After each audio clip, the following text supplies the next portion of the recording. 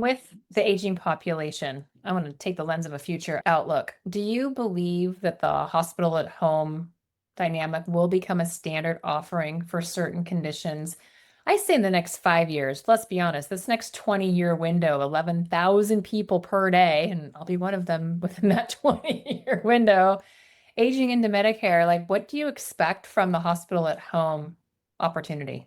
I think it's the only way that we're going to keep up with the demands of the aging population, coupled with not enough skilled caregivers going into that field.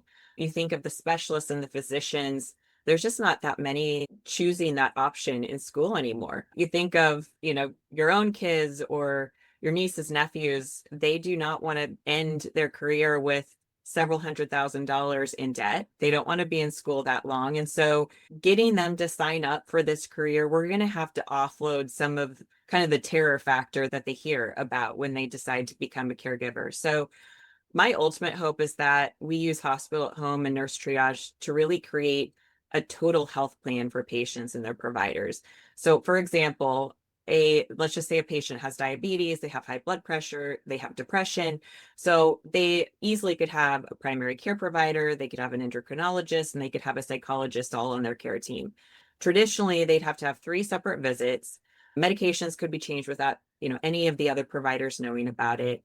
And if we could coordinate that one telehealth call with all the providers, every 6 months, we could see a drastic improvement on just the patient's outcomes and less confusion, less frustration on both parties.